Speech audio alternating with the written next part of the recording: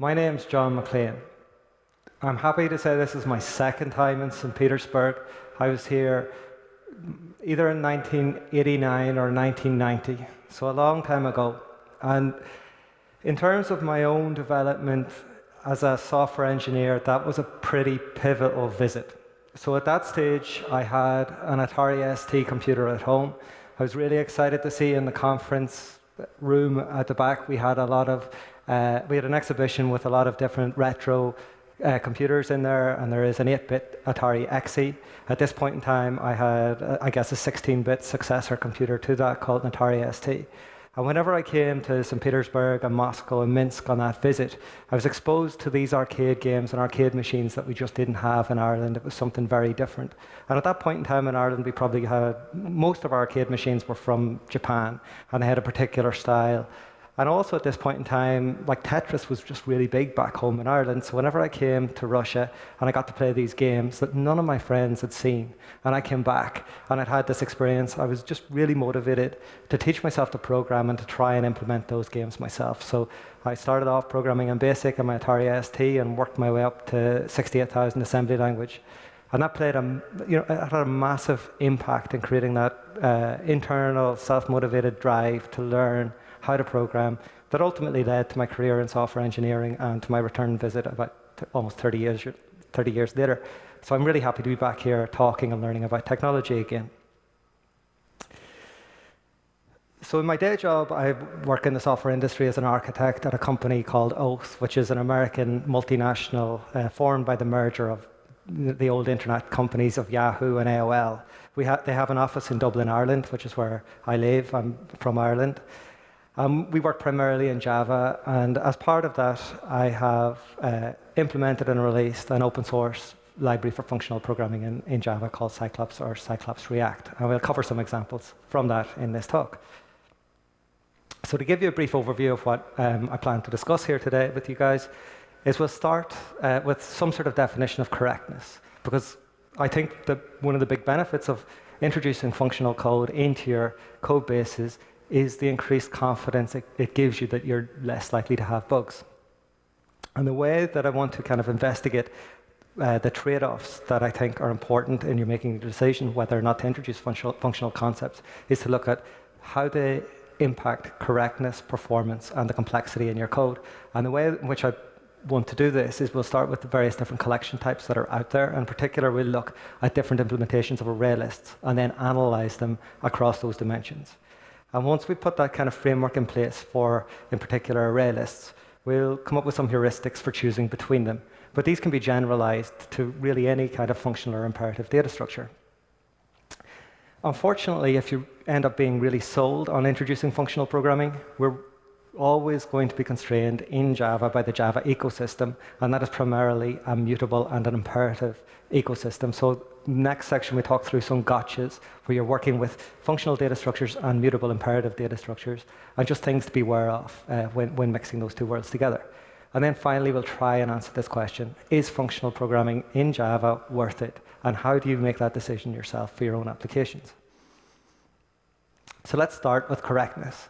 And what do we mean by correctness? Well, a definition I found on the web that I quite liked, an informal definition, is roughly that our programs or an algorithm could be said to be correct if they're error-free. And I think that's a reasonably good start. The next question might be, well, what do we mean by error-free? So in Java, I think we classify the different types of errors that we may experience into a hierarchy, and starting at the bottom is my favorite type of error, and that's a compile time error. I love compile time errors, and by that I do not mean I like getting compile time errors. I much prefer my code to run compile correctly and then run correctly. But if I'm going to have an error, I much prefer the compiler to let me know that something's gone wrong than have any other way of being informed about it. And that brings me to the next class of error. So if we haven't found an error at compile time, then hopefully we'll catch it at runtime. And by runtime errors here, this class of errors are really defining those that are triggered by exceptions that we throw in our code. So what's nice about compile time errors is that if I introduce a compile time error into my code, I should really be the only person who is impacted by it. I shouldn't be checking this into any kind of source control system that works its way into a pipeline or whatever, that other developers are impacted by it. But whenever I introduce runtime bugs into my code base. If I'm unlucky, I may impact my teammates. If I'm lucky, my JUnit test will catch it for me, but less so. I could write code that passes all of our JUnits. I submit a pull request, and it gets merged in, and then if I'm lucky, one of our functional tests in our pipeline fails. We throw a runtime exception. Our build goes red. I get a blame email. I get my colleagues coming over to my desk, pointing the finger at me that I have blocking them, and they can't get features out. And that's a bit embarrassing. And then I've got to, stressful as well. I've got to work to unblock them, but it's not the worst type of runtime error or the worst way of finding out about runtime errors. What is much worse is that when I'm fast asleep on a Saturday night, that I get a phone call from my boss telling me that our customers are having problems because of some code that I've introduced that is causing errors in our code base. And getting that call at 3 a.m. is ultimately really, really unpleasant. But there's an even more insidious type of error, and to classify the difference between the runtime errors where we are throwing exceptions, we're at least getting some feedback from our software that something's gone wrong. If we've just implemented the wrong thing, that feedback may not be in place, and it's possible that these bugs that we introduce could be in our system for a very long time, impacting the profitability and the revenue of our company before somebody notices it, or one of our customers is good enough to let us know that this is snuck into our program. So with that kind of hierarchy of errors in place, is there anything that functional programming and functional techniques can do to help us here? So one of the key one of the key features of the kind of purely functional not libraries but languages like Haskell is they've built these really powerful type systems that give you as much feedback as possible at compile time. You may have heard the kind of saying that if your Haskell program compiles, it's probably going to run correctly. And part of this is due to the power of the type system in Haskell. Another portion of it is down to the fact that within the libraries that are provided in Haskell, there just aren't that many runtime exceptions that will be thrown. And a key reason for this is that if you're programming in a purely functional way, that is, you're primarily using pure functions, those are functions that for any given input, you always get the same output without impacting state in any other way. That if you throw a runtime exception, you're breaking that. You're breaking referential transparency. So in referential transparency, we want to be able to replace an expression with its value. So if we have an expression, x equals add 2 and 3 together, we should be able to replace that with x equals 5. But if we throw a runtime exception inside our add method, the runtime exception does not give us a value, so referential transparency is broken, and it fundamentally breaks the concept of functional programming. So one of the goals and one of the lessons I think we can take from languages like Haskell, we can never get that type system in Java. It's just not going to happen. But the techniques that Haskell developers use when they're implementing their libraries that work around the fact that they're not going to throw runtime exceptions, we can adopt that in Java and make illegal states unrepresentable in our code and just remove this swath of nasty errors that are expensive to fix and impact other people from our code base. And this one's a little bit more subjective, but I will try and make this case throughout this talk as well, that if we make our code easier to reason about, that you can go and you can look at a method or a function and understand what it does, and it's easier to think through what's happening, then that should reduce the number of logic errors that we also reduce into our code bases as well. So it's my contention, functional programming often involves a steep learning curve. There are a lot of concepts that you have to get your head around. It can be a very alien paradigm for those of us who are brought up doing procedural and object-oriented programming to start with.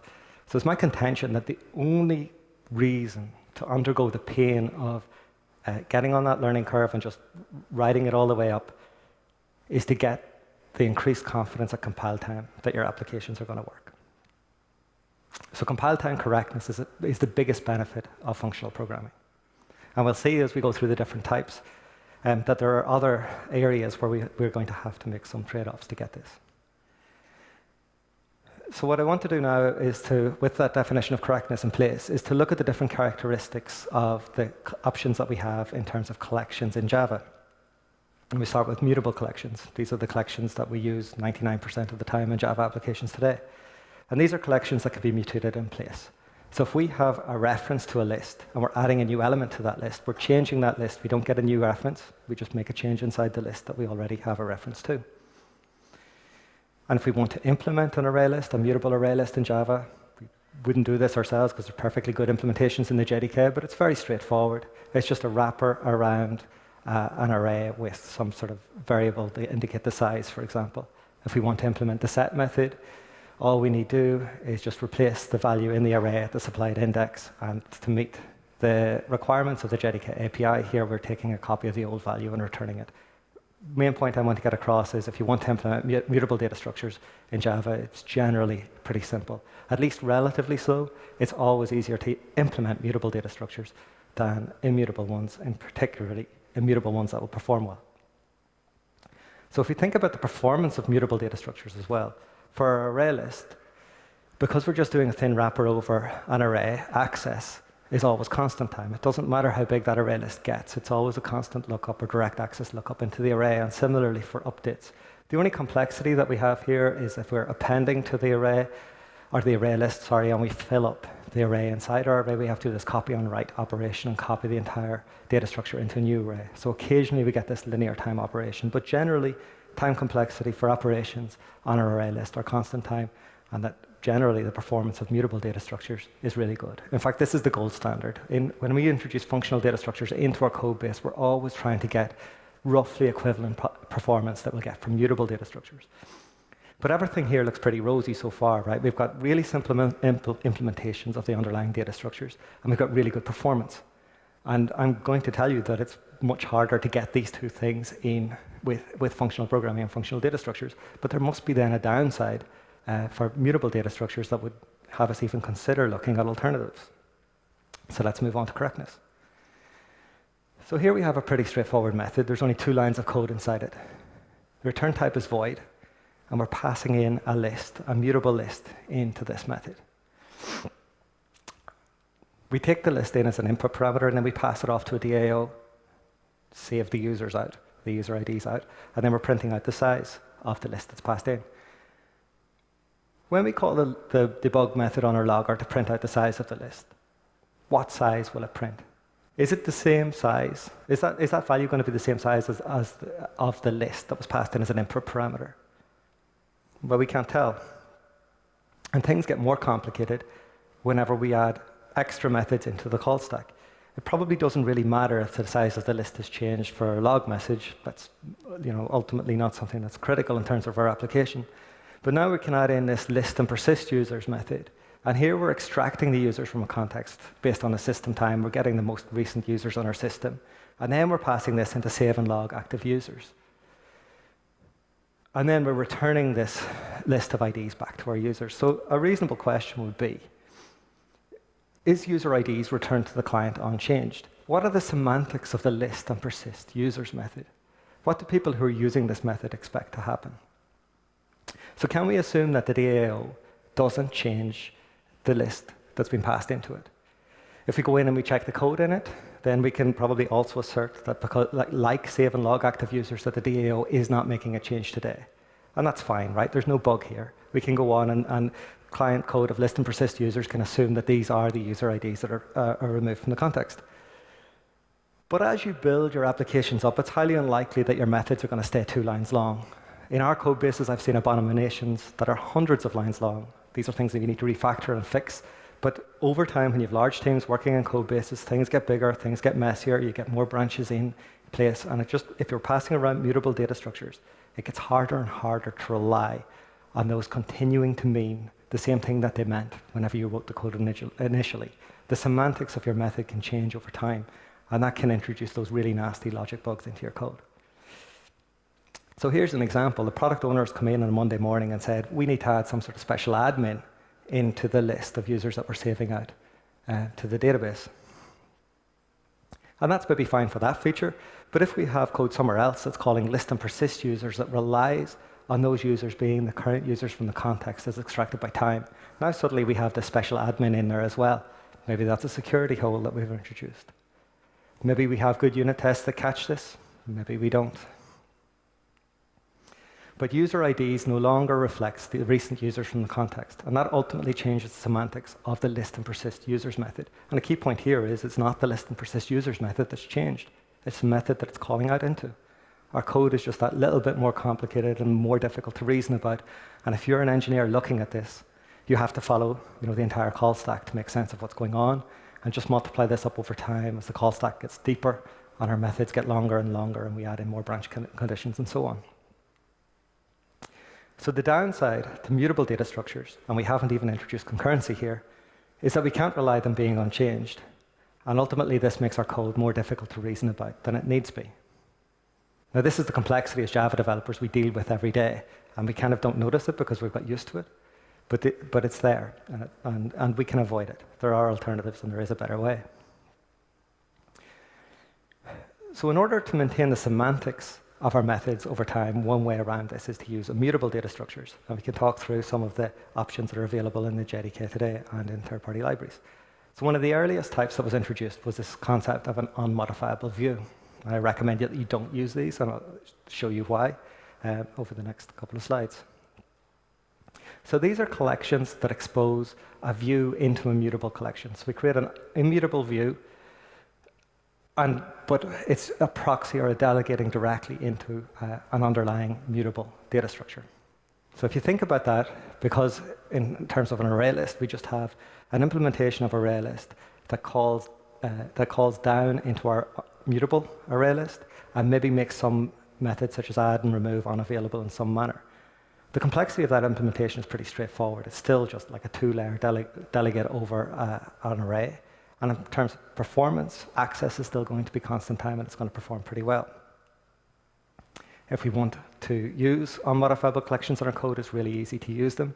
So here, we've created an unmodifiable view into our user IDs just by calling collections unmodifiable list. So one of the nice things that this has done is that this does ensure that the semantics of list and persist users will not change, because now we're passing the unmodifiable view into the save and log active users. And when we return user IDs, just looking at that method, we can guarantee that that is the most recent users from the context. But what will happen if we run this code? This code will compile. Whenever we run it, we're still trying to add a value to the unmodifiable view.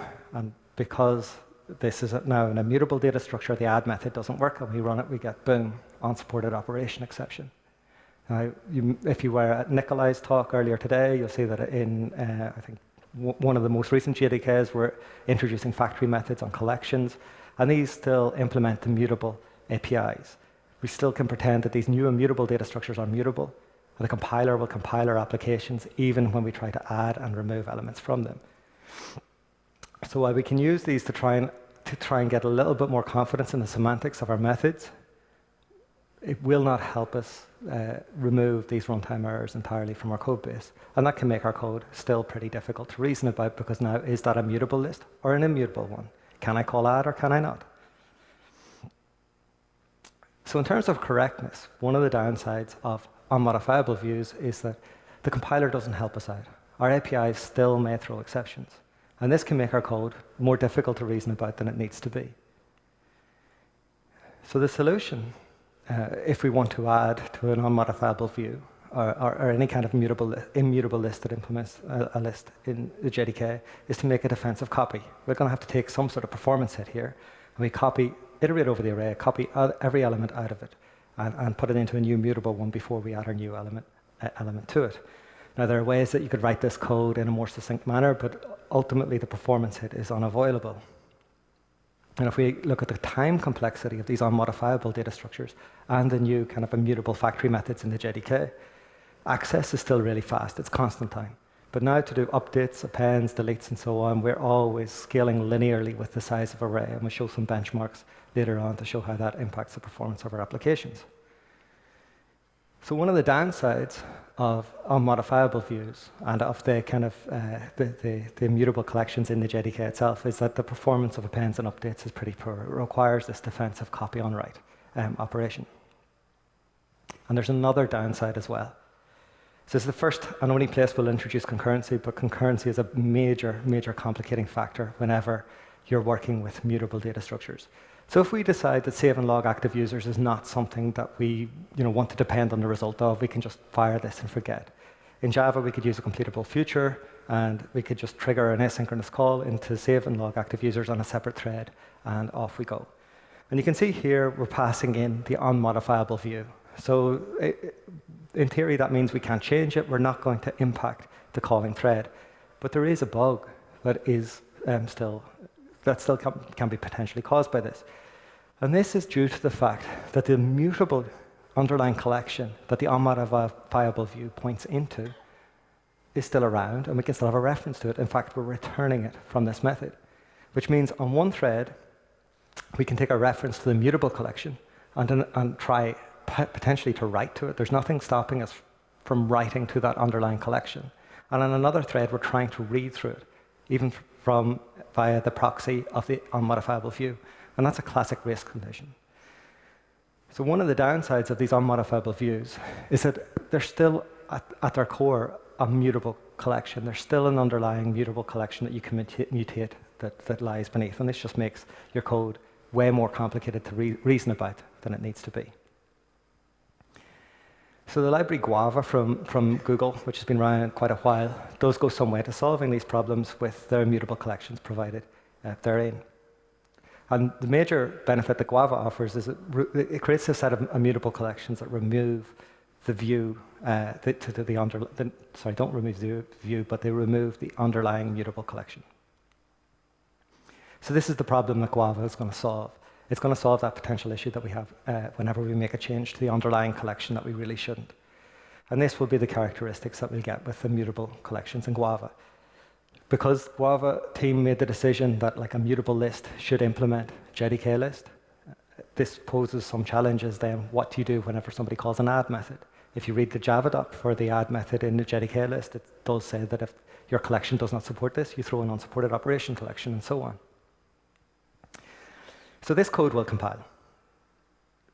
In Guava, well, I should just talk through this. We've refactored the original code, save and log active users, which was using a JDK list, to use a mutable list from Guava, and so on in list and persist users as well. And this code will compile. The Guava immutable list extends JDK list, and that has an add method.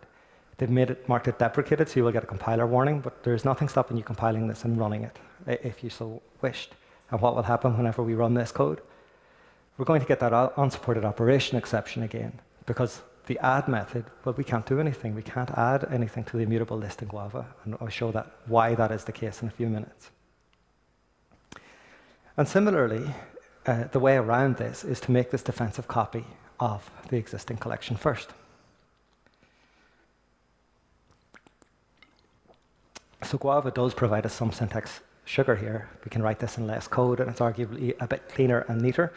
But at the end of the day, the same thing is happening. We're iterating over the original list that we want to make a change to, copying it into some form of mutable data structure inside the builder, adding the new element, and then building our immutable collection. And in terms of the performance impact, this is the same characteristics as we get for the unmodifiable collections. Access is really fast. It's constant time lookup into an array. But for everything else, it scales linearly with the size of our array lists. We get really bad performance for updates to the kind of immutable collections that come with Guava. And that's how we end up with this set of characteristics. So in terms of correctness, we can still get these runtime errors. The APIs aren't helping us in that regard.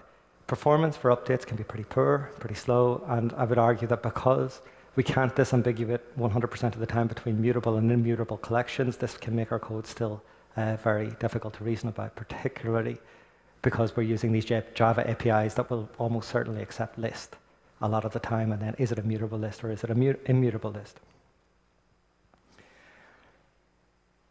So the solution to this challenge is to adopt more advanced functional data structures. There was a seminal paper by Chris Okazaki in 1996 called Purely Functional Data Structures, where he described the techniques to create much more performant equivalent of the kind of immutable data structures that we've seen so far. So persistent data structures are a subset of immutable data structures. They are immutable, but they differ in terms of their performance characteristics when we're performing updates and so on, in that we don't do a copy on write operation across the entire data structure, but we just make more sensible, more efficient use of shared memory objects within our data structure so that we get much better performance characteristics. So for these examples, I'm going to show or take a look at the persistent data structures in the Cyclops library, which is the one that I'm the author of. But you can also look at other alternatives out there in Java land as well. So these are immutable shared memory collections. And one of the chief benefits of this is that we're going to get is that the performance of our updates and appends should be much, much better than doing a full copy and write operation each time. But if we're going to go to the effort of creating a new set of collections that are going to perform well, and bearing in mind that if we're introducing concepts of functional programming in general into our applications, we should probably solve or aim to solve these other challenges that are out there as well. In particular, I feel that we should be looking at improving the correctness of our libraries and our APIs. We shouldn't have APIs that get themselves into such a funk that they have to throw exceptions. We should be helping our developers to make sure that illegal states are unrepresentable in our code. And that will ultimately make our code much, much easier to reason about. So in order to get rid of runtime exceptions from our code, the guiding principle that we need to adhere to is just to make illegal states unrepresentable in our code. And what do we mean by that? So here's an example of something that does allow an illegal state to be represented in our code. And it's almost an interesting example because, as far as I'm aware, optional was introduced to prevent an illegal state from being representable in the stream API. So if you called like the find methods on the stream API, they return an optional. And the reason for that is that you're supplying some predicate as you search through the stream API and you're trying to take the first value back. But if nothing matches your predicate, what do you do? If you've got a stream of integers, you could potentially return, -1 or something like that. But like the stream API is not limited to integers. It could be a string. What is the valid return type when a stream doesn't have a single entry that matches your predicate? And optional is the solution to that, because optional can represent a value that is present or one that's empty. And the designers in the JDK have highlighted this as one of their biggest regrets, because we solved the problem in the stream API, but just pushed it down to optional. So optional can have a value, it represents that. If you have an optional of 1 and you call get, you get the 1 back. But what happens when you call get on an empty optional? What should we return? Well, that's exactly what happens. We get the runtime exception. But wouldn't it be better if there was no get method? If we could give that compile time hint to an engineer that you cannot call this. Now, most people are aware of this in Java. You know not to call optional get when it could be empty. But there is the risk that somebody will call it in your code, resulting in one of those nasty runtime exceptions.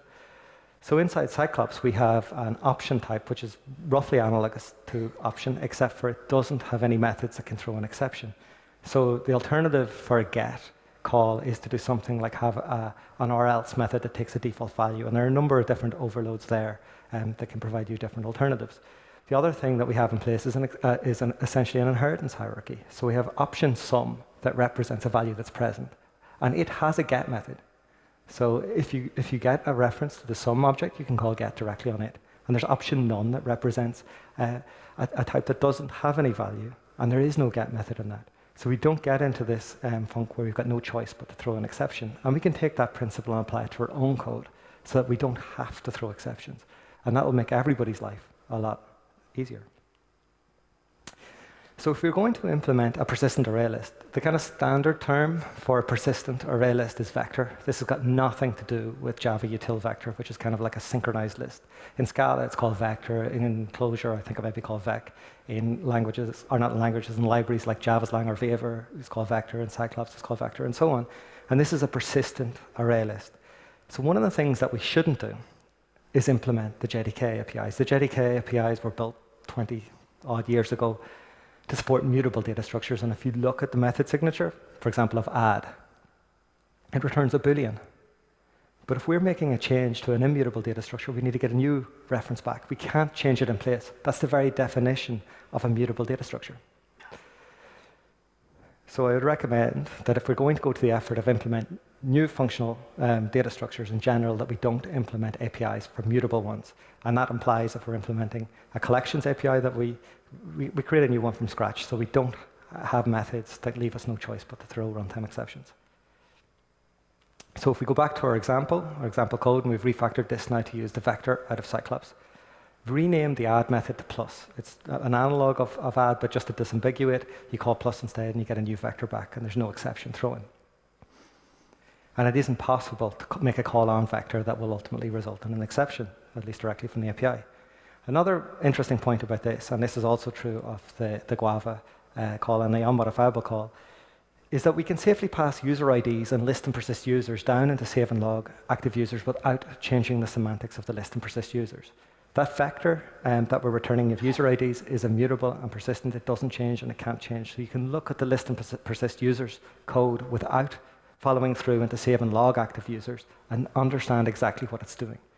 So this is what we mean by making our code easier to reason about. And my hope would be that if you only have to look at 3 lines of code to understand what a method is doing, that it's less likely that you will introduce these really nasty logic errors as well as avoiding runtime errors in your code.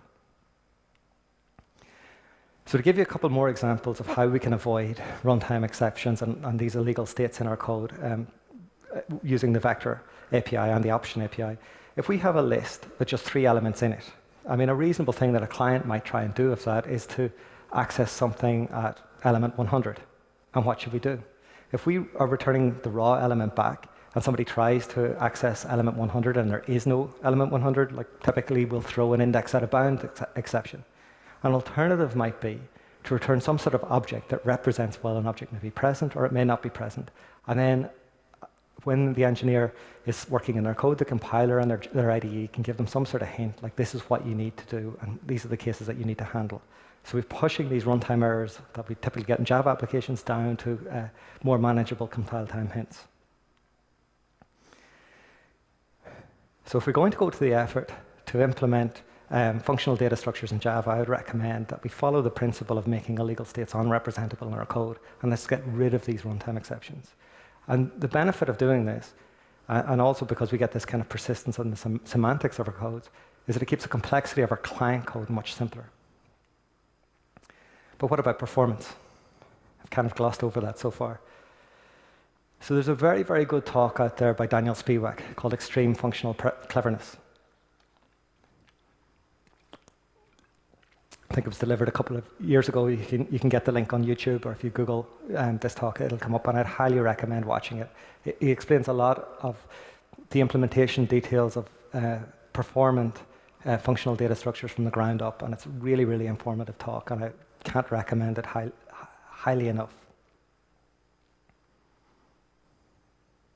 And it was a big influence in how I implemented these data structures in Cyclops. So please do watch it. So if we want to implement a performant persistent array list, and I won't go into this in any detail, but I'll just give you an overview so we can see what the performance implications would be. Daniel Spiewak talked through this in detail, and it's a really very clever solution. The solution is to use a bitmapped vector tree.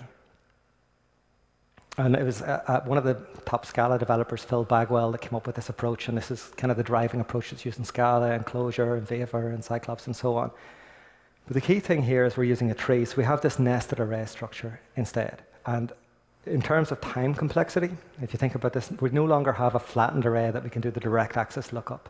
As our array list gets larger, the nested array structure gets larger, and we have to walk that structure in some way first. So our access goes from constant time to logarithmic.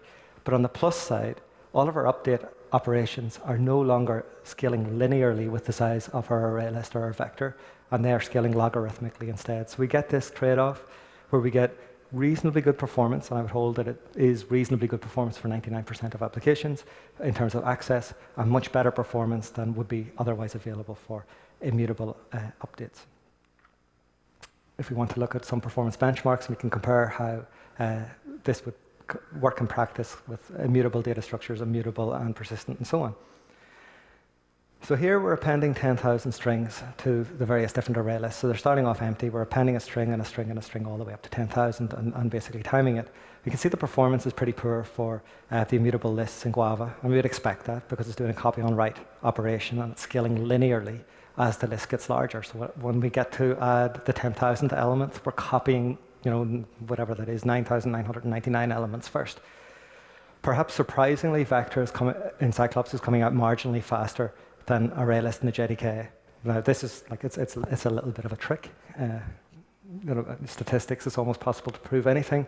The key thing here is we're showing the average and not, like, let's say that the 50th percentile. And the reason why array list is coming up slower than the vector in Cyclops is occasionally we have to do this resize operation. And we'll have to do this multiple times as we go up to 10,000, and that slows it down significantly. If we looked at the 50th percentile, array list in a JDK would be faster than vector in Cyclops. If we look at access times, the performance characteristics change as well. These are in microseconds, by the way, so in the previous slide they were milliseconds, but we can kind of see that because we have the overhead of walking the nested array structure, that it's slower to access the data from the persistent data structure than from the mutable data structure.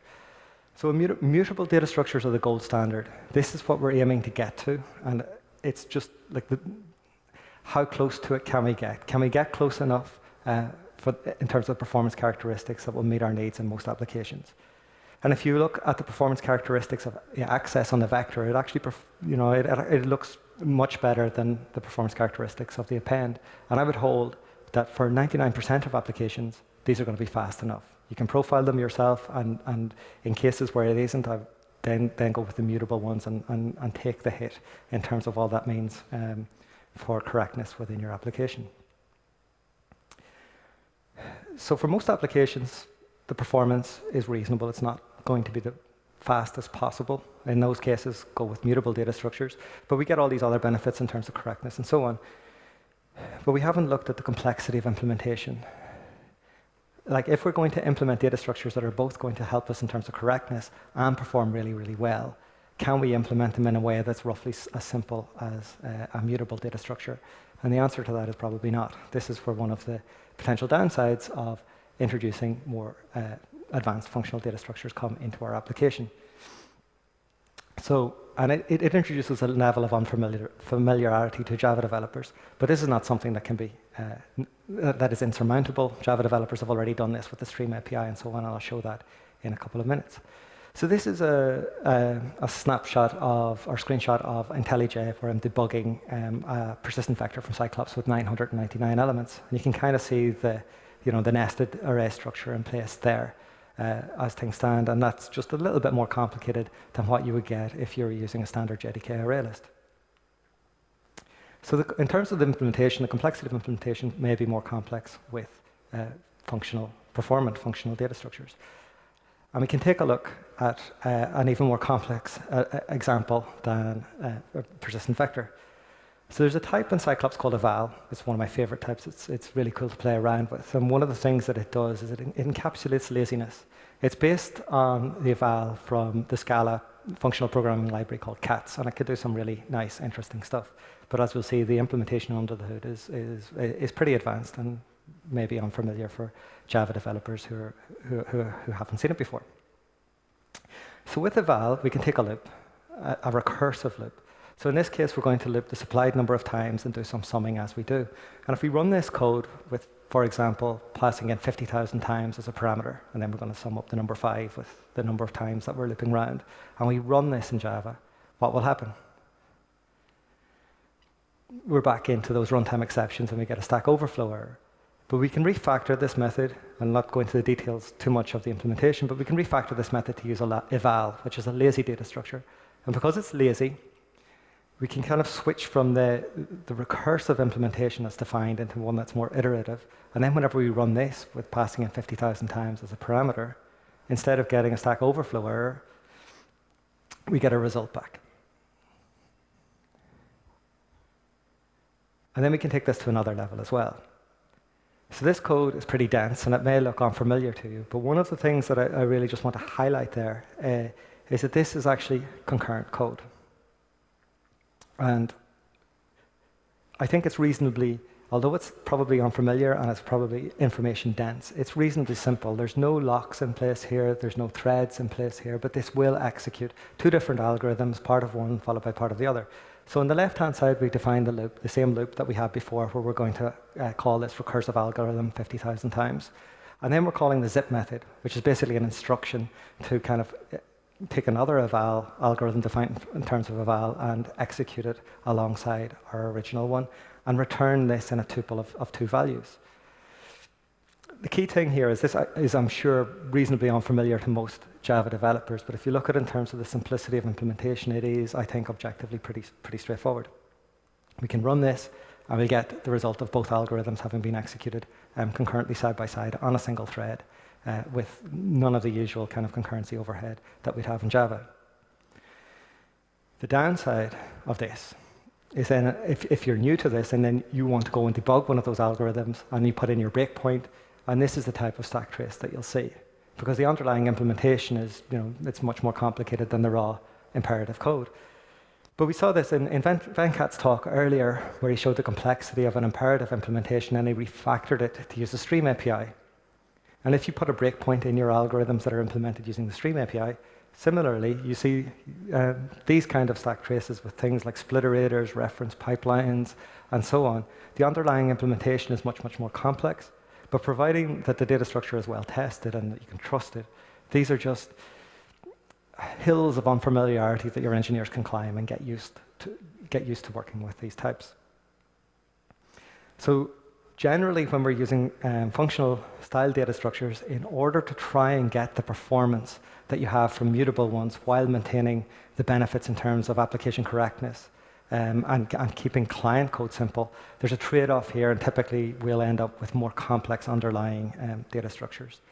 And this is part of the reason why there can be such a steep learning curve in functional programming. So how do we choose between collections? So I think the most important thing is that, first of all, we need to know our goals. Is correctness important to us, or is performance important to us? And for most applications, if we're really, really honest, the performance requirements are probably less stringent than that our application actually works and we're able to deliver value to customers in the first place. So where correctness is more important than performance, if you're choosing between immutable collections, go for the persistent types, the ones that make illegal states unrepresentable. And this generalizes across functional data structures. In general, where correctness is more important to you, go for the functional types rather than the immutable ones. On the other hand, if performance is more important, well, is it the reads or the writes that has the biggest performance impact on your application? In our own journey, because we've implemented the Cyclops library, we started off using Guava-style immutable collections. And in one particular ETL process, the bottleneck for us was actually, it wasn't reading from them, it was the writing and creating and populating them in the first place. And switching from, and this was a highly concurrent application, which is one of the reasons why we were using these immutable collections in the first place. And by switching from the Guava-style immutable collections that do this defensive copy on write operation into persistent collections, we got a 12x speed up on that process. So where writes are more important than reads, your persistent collections are going to give you much better performance. But alternatively, where reads are way more important than writes, you're never going to beat the performance that you get from a mutable collection, for start. And things like Guava that kind of mimic that in a large way with a simple flattened array structure, for example, in an array list are going to give you much better performance. So where reads are really, really important to you, Guava is a good bet if you want to introduce some level of immutability into your application. So we work in the Java ecosystem. So this means that even if we've decided that application correctness is really important to us, and that we're going to use functional data structures where possible, the chances are we're going to use code that we've written in-house that is written using standard mutable imperative data structures in Java, or we're going to use third-party open source libraries that also use mutable imperative data structures and coding styles. And this introduces a level of danger, in particular in terms of us meeting our goals that we've predefined when we're making our choices. So let's look at conversions from mutable data structures into immutable ones. So in order to convert from a mutable data structure into an immutable one, we have to do this defensive copy on write operation.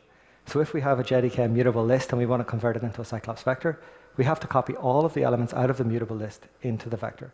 So this means if we do this operation a lot, there's a performance hit every time we do it.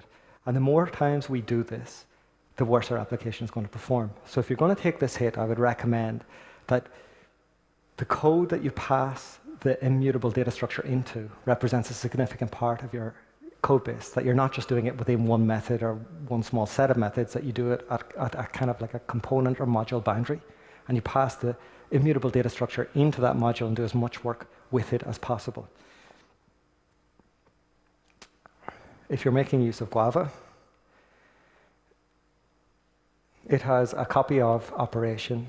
And one of the nice things there that Guava has is that they can do an instance of check, that if the list that you're passing in already is an immutable list, you can avoid the performance hit.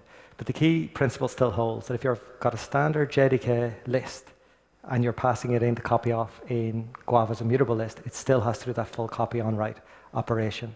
So even if you're using Guava, you still need to be careful where you're doing these conversions to avoid the performance hit. And if we go the other way around, from immutable to mutable, we still have the same challenge. The safe way to do this is to do the copy operation again. So in Cyclops, you can call toList on the vector. In Guava, you probably need to write out your for loop and copy the elements across. And this is, in my view, the recommended first approach that you should take where you're going from immutable data structures back into mutable ones. And the reason for that is that if you use any other approach and you try and pretend that an immutable data structure is a mutable one, you can still call these operations like add and remove and so on, and those will throw exceptions.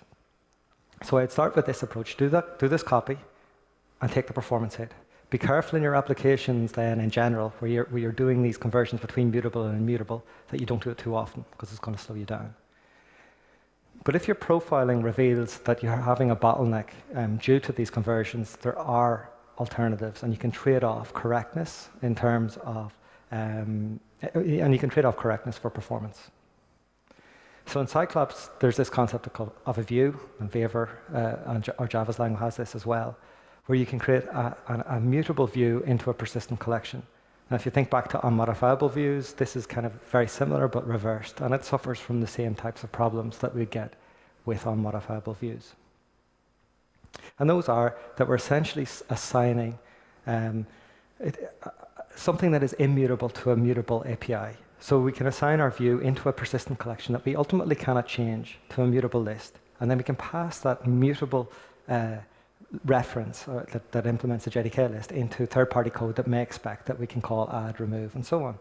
So if we assign our list view here in this code, and then we pass list view into update active users, and inside active users we try and remove an element from that list, well, unfortunately, we end up with an unsupported operation exception. And we've kind of undone a lot of the benefits that we've got from adopting the functional data structures in the first place by doing this quick conversion back into the mutable world. So one of the pieces of advice I would have is not only try and limit the conversions that you're doing, is that be careful whenever you're taking these performance optimizations that you don't kind of undermine the benefits that you've chosen that you want to get in your application in terms of correctness in the first place.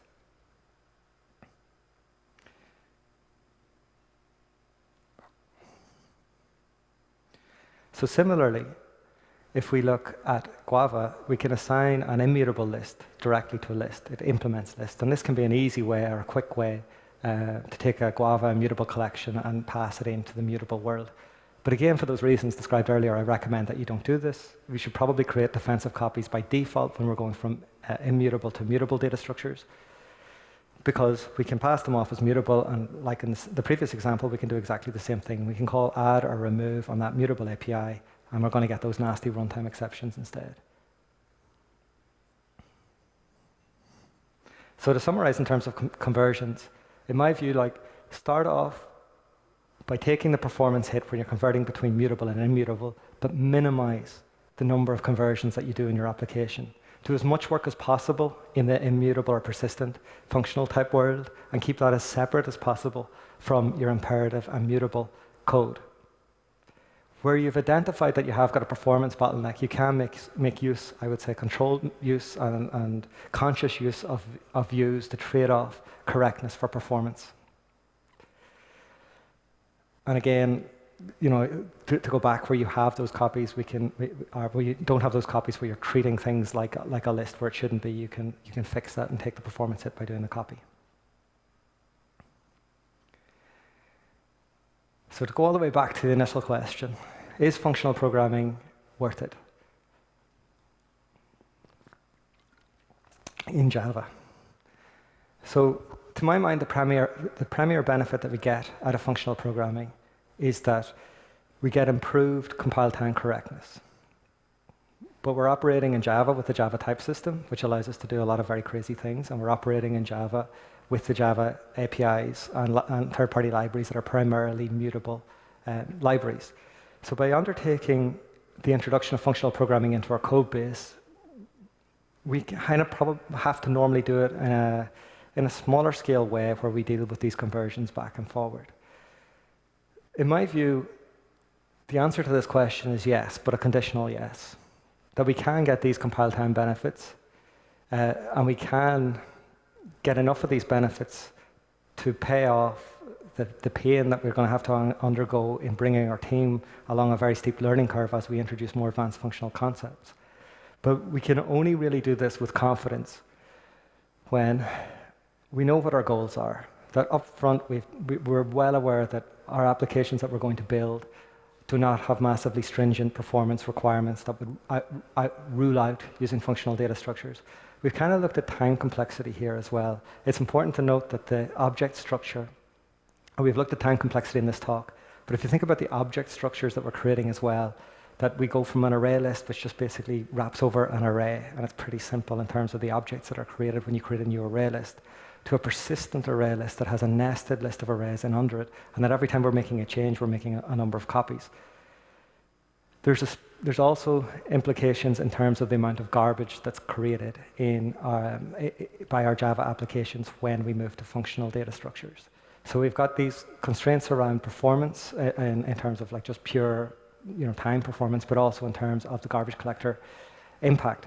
So where you have really stringent low latency requirements, I recommend that you take the hit in terms of application correctness and stick with mutable data structures. On the other hand, for 99% of applications that are out there, I don't think that these constraints really apply. Like in my own world, I work in ad tech. We have an ad server that has to respond to something of the order of magnitude of 200 billion ad requests per day. And in that world, performance really, really matters. Garbage collection overhead really, really matters. This is where we use mutable data structures all the time. We're willing there to take the trade-off in terms of introducing a few bugs to get the performance because we need to respond to these things quickly. In most of the rest of our systems, however, it's way more important that our application is correct. Again, in ad tech, if we have a customer coming in and configuring a campaign, it's way more importantly that we accurately reflect what they've configured so that we can accurately deliver on that rather than we squeeze another 10% performance out of the API that's saving something to the database and so on. So know your goals up front so that you don't have to come and rewrite your code base later. And if correctness and reducing the bugs in your code base is important to you, then move forward with functional programming. And the next piece of advice in terms of making a decision as to whether or not you should adopt it is to make sure that you're limiting complexity appropriately. So in Venkat's talk, he talked about incidental complexity being a problem, and that is the complexity that we introduce via imperative programming. And I hope that we've seen today that by introducing immutable data structures that we can kind of maintain the semantics of our code over a longer period of time. And that you've probably seen some code that looks reasonably unfamiliar, particularly when we went and looked at eval. And a typical reaction in Java may be to say that this code is complicated because I don't instantly understand it. And I would draw a distinction between the unfamiliar and the genuinely complex. So I think the challenge is, as you introduce functional concepts into your team, is to make sure that everybody can be brought along that learning curve, which can be very, very steep, at an appropriate rate, so that we don't lose people as we do it. And also that we get the benefit in terms of reducing the complexity of our own code base. So one of the challenges, going back to what Venkat suggested earlier, where people see a new library and they want to introduce it for resume-driven development, it's very important that as we introduce these concepts, that we're actually making our code simpler and cleaner, that we're not introducing something new just because it's cool and looks different and I want to get my head around it and then ultimately write code that's really, really difficult to understand or maintain in the long term. So try and limit the complexity appropriately, bearing in mind that the implementations in under the hood are more likely to be more complex than what you get with imperative data structures. My view is that Java developers can cope with this complexity very, very well. The stream APIs are way more complicated than working with an array list, for example, and most teams have adapted to this like ducks to water. I think the chief challenge here is just to do this in a piece-by-piece manner. Introduce a new data structure, get comfortable with when you use it, how you use it, and so on. Make sure it's right for your team and your project before you do so.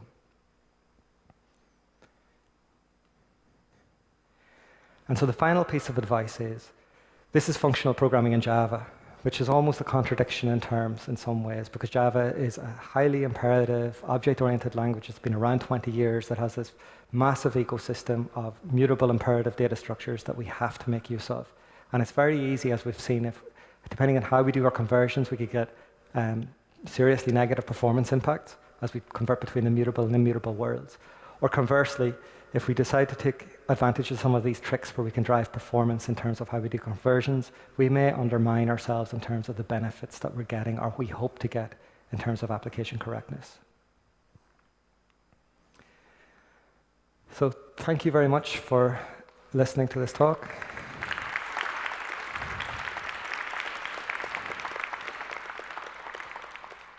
If anybody has any questions, I'd be more than happy to answer. Thank you, John. Do you guys have any questions? Raise your hand, if you will. Okay, here. Thanks a lot for your talk. Thank you. I really enjoyed it. And, well, you were talking about different functional patterns. And as far as I can see, in the name of the site, there is a React part. Right. Does your library have different React patterns? Yes, it does. It has, well, first of all, it has a full native reactive streams implementation. There's a class within there called spouts where you can create a reactive stream based on that, and it also has a kind of an RX Java style, old style observable that doesn't, implementation there as well, that doesn't observe the kind of back pressure semantics that you get with reactive streams. The name itself comes, we released a library a few years ago called Simple React, and it's a merger of Cyclops and Simple React, and it takes a different approach that is not reactive streams based to reactive style programming, which is that it's essentially a stream of completable futures. And that's really useful, we have found, for when you are dealing with kind of blocking I/O situations. So most of the libraries in Java, at least when we wrote this, weren't updated to support like kind of NIO, kind of reactive type responding to whenever you're performing I/O operations. And we implemented that to really help out with this. But going forward, I mean, I was at Nikolai's talk earlier today, and I'm really excited to see some of these changes getting built into the JDK that will enable us to hook directly and get push-based data back out of things like the HTTP web client and the file system and so on. But yes, there's a full reactive streams implementation included in the library. And there's also a couple of modules. There's cyclops-reactor and cyclops-RX Java. So implementing reactive streams natively it's very hard. And it's very well tested, but it's not necessarily the only focus of this library. And the other two libraries that are out there have, a lot of people have worked on them over time that are expert in this area. And so one of the nice things that we have is that though we haven't introduced a hard dependency on Reactor or RX Java, if you use these other modules, you can come and replace, because the reactive portion is built in very heavily into the library. You can come and replace where our own implementation is used with the kind of more mainstream implementations instead.